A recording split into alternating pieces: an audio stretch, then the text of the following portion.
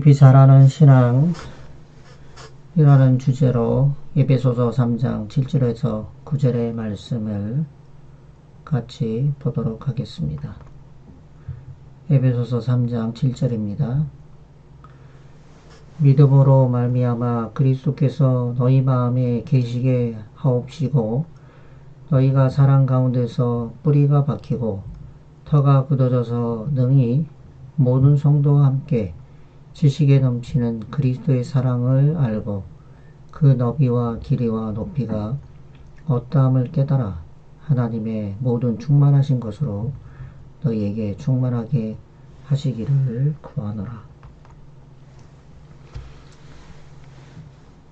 조선을 세운 데 큰 공을 세운 정도전은 꽃이 열매를 맺지 않는다 하더라도 나무가 말라 죽지 않지만 뿌리가 견고하지 않으면 나무는 반드시 죽는다라고 말하였습니다.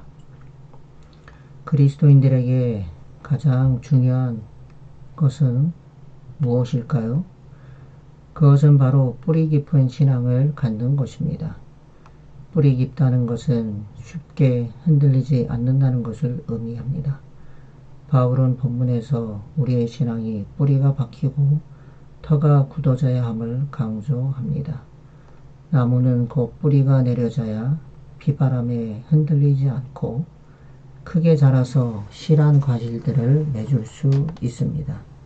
그렇듯이 신앙도 마찬가지입니다. 저는 개인적으로 항상 자신에게 묻는 질문이 있습니다. 과연 나는 뿌리 깊은 신앙의 소유자인가? 정말 믿음의 열매를 맺고 살아가고 있는가입니다.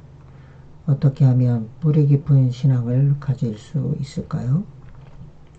첫째는 하나님을 올바로 아는 마음입니다. 믿음이란 어떠한 가치관, 종교, 사람, 사실 등에 대해 다른 사람의 동의와 상관없는 확고한 진리입니다. 이 진리를 받아들이는 개인적인 경험을 우리는 믿음이라고 말할 수 있습니다. 혹은 신의 은총을 통하여 직접 주는 내적인 확신이나 신에 대한 사랑의 태도도 믿음이라고 말할 수 있습니다. 요한복음은 믿음은 예수 그리스도를 통해서 보인 역사적인 계시에 대한 인간의 반응으로 봅니다. 요한복음 20장 31절의 말씀입니다. 오직 이것을 기록함은 너희로 예수께서 하나님의 아들 그리스도이심을 믿게 하려 하며 또 너희로 믿고 그 이름을 힘입어 생명을 얻게 하려 함이니라.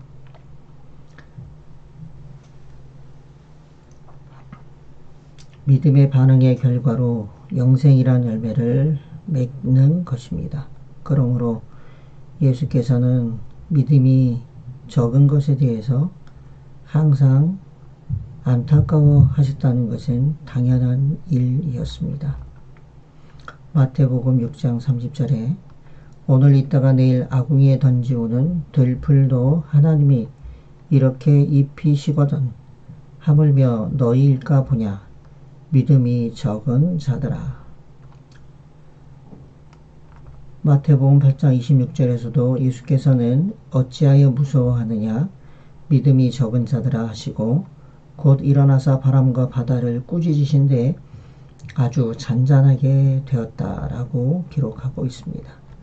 마태복음 14장 31절에서도 베드로에게 즉시 손을 내밀어 저를 붙잡으시며 가라사대 믿음이 적은 자여 왜 의심하였느냐라고 말하였습니다.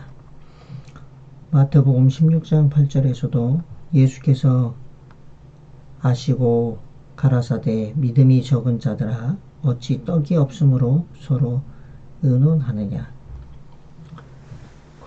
오병이어의 기적을 베풀으셨을 때 제자들에게도 믿음이 없음을 책망하셨습니다.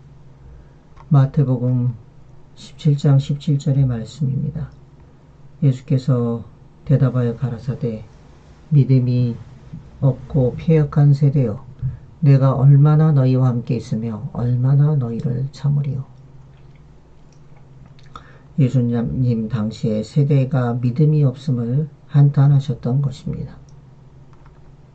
마태복음 16장 14절에도 그 후에 11제자가 음식 먹을 때에 예수께서 저희에게 나타나사 저희의 믿음 없는 것과 마음이 완악한 것을 꾸짖으시니 이는 자기의 살아난 것을 본 자들의 말을 믿지 아니함일러라.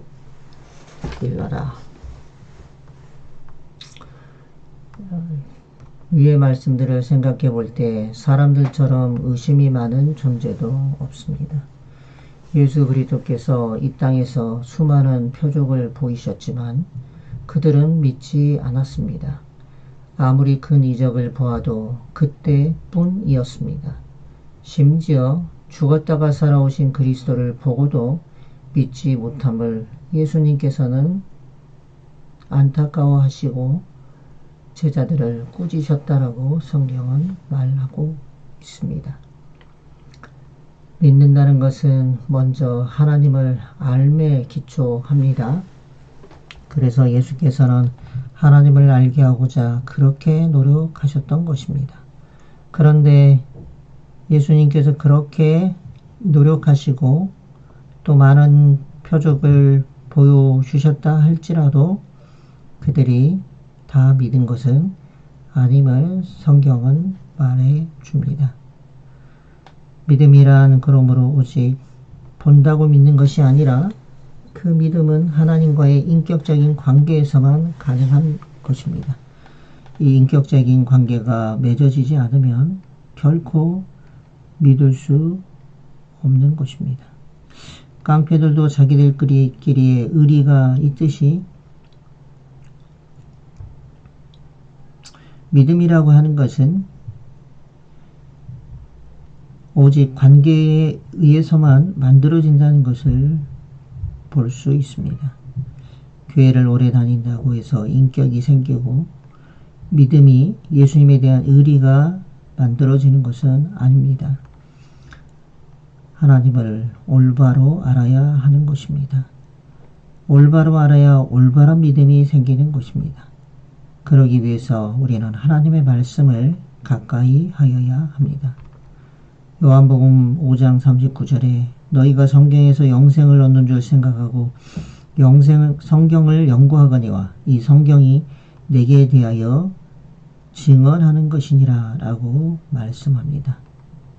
그래야 우리 속에 하나님이 역사하시고 우리의 신앙의 뿌리가 깊어질 수 있음을 예수님께서 아셨던 것입니다. 두 번째, 우리에게는 그리스도께서 계신 마음이 필요하다는 것입니다. 오늘 본문의 17절 말씀에 그리스도께서 너희 마음에 계시게 하옵시고라고 사도 바울은 기도합니다. 그리스도께서 우리 마음에 계신다는 것은 주님을 닮은 마음이 내 마음속에 품어지는 것입니다. 그것이 결국은 그리스도의 형상, 곧 하나님의 형상의 회복인 것입니다. 교육 125쪽에는 성경 전체 가운데 논의된 중심 주제는 구속의 경륜이며 이 구속의 경륜은 사람의 심령 가운데 하나님의 형상을 회복하는 것이다 라고 기록합니다. 사도 바울은 다음과 같이 말합니다. 너희 안에 이 마음을 품으라. 곧 그리스도 예수의 마음이니 그는 근본 하나님의 본체시니 하나님과 동등됨을 취할 것으로 여기지 아니하시고 오히려 자기를 비워 종의 형체를 가지사 사람들과 같이 되셨고 사람의 모양으로 나타나사 자기를 낮추시고 죽기까지 복종하셨으니 곧 십자가에 죽으심이라. 예수님의 마음을 품는 것, 이것이 곧 하나님의 형상의 회복을 의미하는 것입니다. 예수님의 마음을 품는 것은 매우 단순하고 쉬운 말이지만 그것은 성령께서만 하실 수 있습니다. 성령만이 예수 그리스도의 마음을 닮아 거룩해지도록 만드실 수 있는 것입니다. 그렇다면 예수의 마음은 어떠한 마음입니까? 그것은 예수께서 하늘의 영광을 버리고 이 세상에 오셔서 사시고 죽으신 모든 과정 속에 반영되어 있습니다. 그분의 생애에서 끊임없이 예수의 마음이 드러났던 것입니다. 그러므로 우리는 예수 그리스도의 생애를 깊이 있게 연구하고 공부하여야 합니다. 그러므로 우리도 교만과 시기심을 버리고 겸손하게 예수께서 본을 보이신 것처럼 자신을 낮추고 죽기까지 하나님께 순종할 수 있는 것입니다. 또한 이러한 삶을 사는 것을 기뻐할 수 있습니다. 우리는 다음과 같이 고백할 수 있어야 하지 않겠습니까? 갈라디아에서 6장 14절의 말씀입니다. 그러나 내게는 우리 주 예수 그리스도의 십자가 외에 결코 자랑할 것이 없으니 그리스도로 말미암아 세상이 나를 대하여 십자가에 못 박히고 내가 또한 세상을 대하여 그러하니라. 사랑하는 성도 여러분, 우리의 이기심과 자만과 교만을 십자가에 못 박으시고 우리의 마음에 십자가의 정신, 그리스도의 마음, 예수님이 계신 마음을 소유하는 우리 모두가 되었으면 좋겠습니다. 세 번째는 사랑하는 마음입니다. 믿음은 하나님께서 주신 사랑에 비례합니다. 하나님께 사랑을 받은 자만이 믿음을 소유할 수 있습니다. 주님께서 우리에게 무한한 사랑을 주셨기에 우리도 사랑하고 그분을 믿을 수 있습니다. 신령한 은혜의 경험은 반드시 신실한 사랑을 가져오게 됩니다. 그래서 한 사람의 신앙의 깊이는 그가 하나님과 그리스도와 얼마나 진실하게 사랑하느냐에 달려 있는 것입니다. 사랑을 받아본 자가 사랑을 할 수 있다는 말이 있지 않습니까? 자녀를 보면 부모가 어떤 사람인지 알 수 있습니다. 자녀가 사랑스러운 모습을 가진 것은 부모가 사랑을 해주기 때문에 그렇습니다. 그 아이가 사랑을 받은 아이인지 아닌지가 우리 눈으로도 보여지는 것입니다. 그러므로 자녀들이 믿음에서 떠나가지 않도록 부모로서 조심하고 또 조심해야 하는 이유가 바로 이것인 것입니다. 교회는 사랑이 넘치는 곳이 되어야 합니다. 하나님께 사랑을 많이 받을수록 교회의 사랑도 비례합니다. 교회가 냉랭하고 차가운 것은 첫째는 목회자의 잘못입니다. 교인들에게 하나님의 사랑을 제대로 나타내지 못했기 때문입니다. 수원중앙교회가 사랑이 넘치는 교회가 되었으면 좋겠습니다. 또한 더불어 꿈이 있는 교회가 되었으면 좋겠습니다. 또한 더불어 아름다운 교회가 되었으면 좋겠습니다. 사랑이 넘침으로 우리 모두가 행복한 교회가 되었으면 좋겠다는 소망을 다시 한번 기도해 봅니다. 사랑은 모두 하나님께로부터 옵니다. 선은 하나님의 사랑을 올바르게 본받은 것을 말하고 악은 하나님의 사랑을 그릇되게 받아들인 것을 말합니다.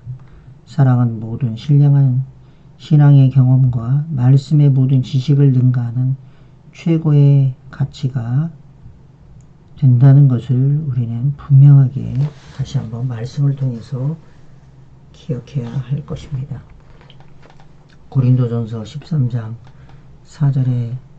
4절부터의 말씀을 다시 한번 기억하도록 하겠습니다. 사랑은 오래 참고 사랑은 온유하며 투기하는 자가 되지 아니하며 사랑은 자랑하지 아니하며 교만하지 아니하며 무례히 행치 아니하며 자기의 유익을 굳이 아니하며 성내지 아니하며 악한 것을 생각지 아니하며 불의를 기뻐하지 아니하며 진리와 함께 기뻐하고 모든 것을 참으며 모든 것을 믿으며 모든 것을 바라며 모든 것을 견디느니라. 사랑은 언제까지든지 떨어지지 아니하나 그런즉 믿음, 소망, 사랑 이 세 가지는 항상 있을 것인데 그 중에 제일은 사랑이라. 사랑을 따라 구하라. 사랑하는 성도 여러분, 우리의 마음이 모두 사랑으로 가득 차기를 바랍니다. 우리처럼 하나님의 사랑을 받은 자가 또 있겠습니까? 하나님의 사랑에 대한 감사가 넘치는 한 주간이 되기를 간절히 바랍니다. 우리의 신앙은 계속 자라고 뿌리는 계속 뻗어갈 것입니다. 하나님을 올바로 알기를 소망합시다. 그리스도 예수의 마음을 갖기를 소망합시다. 하나님처럼 사랑하는 마음을 갖기를 기도합시다. 하나님이 우리의 신앙을 든든히 세워주실 것을 믿습니다.